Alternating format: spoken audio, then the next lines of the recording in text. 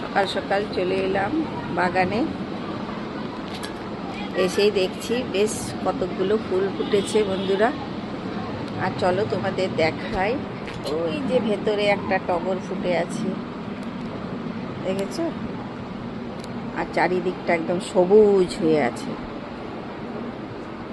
আর ওই যে ভেতরে একটা কাঁঠাল পেকে আছে, যার বাড়ি সে এখনো দেখেনি, একদম ভেতরে আছে, দেখেছো?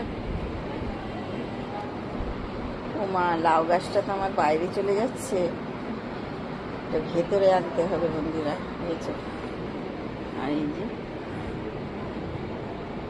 রথটা বেশ ভালোই উঠছে, কিন্তু বৃষ্টিতে গলে যাচ্ছে।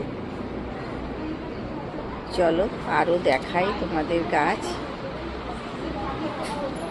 এই পাতাবাহারটা দেখো বন্ধুরা, কি দারুণ হয়েছে, আর বেশ বড় হয়ে গেছে।